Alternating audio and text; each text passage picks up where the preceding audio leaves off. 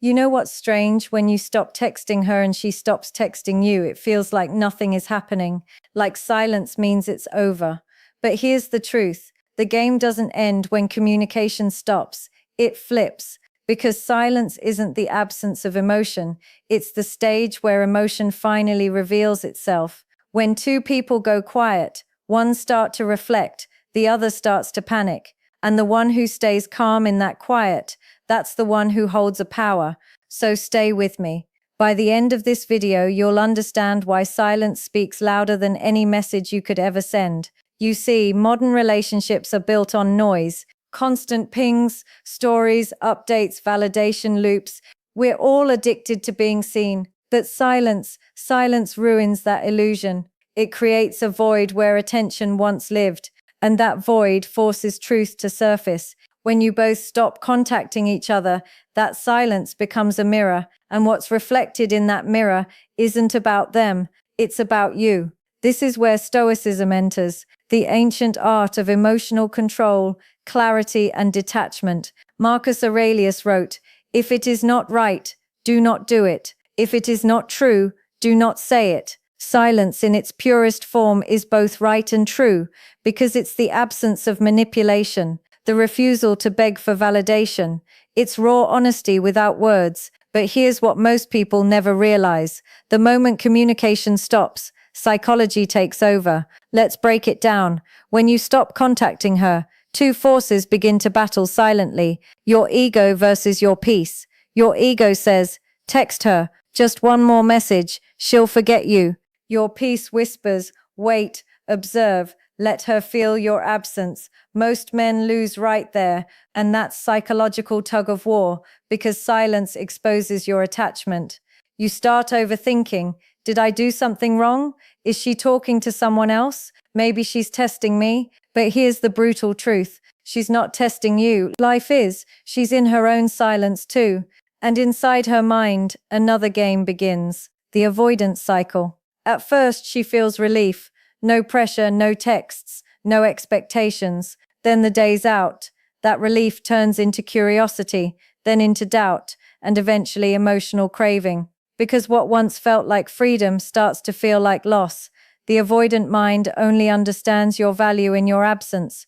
When you stop chasing, you stop feeding her ego, and suddenly she's forced to confront the emptiness that your presence used to fill. Here's what most people miss: silence is not passive, it's active energy. It's the moment when emotional balance resets, when all the chasing, all the effort, all the control starts to flip. You see, attraction and power are never static. They shift depending on who breaks the silence first. The one who stays silent longer isn't cold, they're centered. They've stopped negotiating their worth. They've stopped chasing the illusion of connection and started creating presence within themselves. When you stop reaching out, something profound happens. Your silence turns into a mirror that magnifies the other person's behavior. If she were genuine, she would start to notice your absence and reach out. If she were manipulative, she would seek attention elsewhere. Either way, silence exposes truth faster than words ever could. And that's the Stoic advantage: the ability to stand still while the world spins. Epictetus said, "It's not what happens to you, but how you react to it that matters." Your silence is your reaction. It's not a weakness, it's emotional discipline, the highest form of strength. Let me speak directly to you right now, because this is the test that defines real strength. When you both stop contacting each other, your mind will crave closure. You want to explain, fix, or prove something. That's natural. That's the human side. But a Stoic understands that closure doesn't come from conversation. It comes from acceptance. Understand this: if someone truly values you, your absence will speak for you. You don't need to remind them of your worth. They'll feel it in your silence. This is the beauty of emotional control.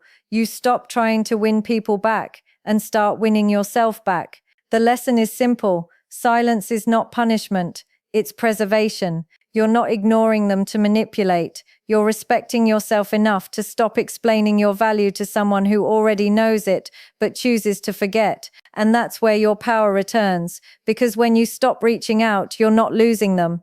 You're reclaiming yourself. So, what does this look like in real life? Let's make this practical. When you both stop talking, don't fill that silence with anxiety. Fill it with purpose. Get busy, not as performance, but as evolution. Go to the gym, read, build your body, sharpen your mind, master your craft. Not to get their attention, but to remind yourself of who you are without them. Every time you stop yourself from reaching out, you're rewiring your brain. You're teaching it that peace feels better than chasing. And here's the twist. That energy shift doesn't go unnoticed. People feel when your focus returns to you. Your silence becomes magnetic because it's no longer desperate.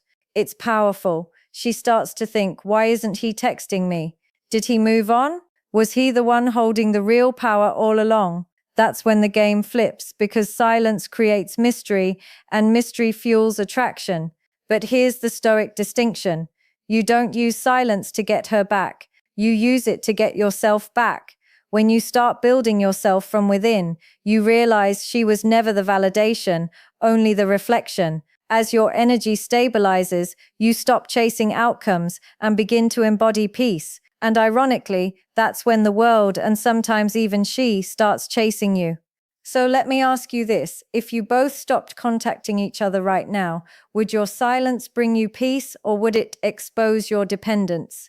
Because that's your truth. Most people struggle to handle silence because it forces them to confront themselves. But a Stoic, he welcomes it. Marcus Aurelius once wrote, "Nowhere can man find a quieter or more untroubled retreat than in his own soul." That's where you must live, in that inner fortress where no message, no delay, no rejection can shake your foundation. So the next time the contact stops, don't panic, don't chase. Let silence speak, because silence doesn't end stories. It reveals them. And in that stillness, remember, you're not losing control. You're mastering it. If this message hit your mind and your soul, take a breath and remember, silence isn't the end. It's the beginning of your transformation. Do not forget to subscribe, like, and share this video with your beloved ones.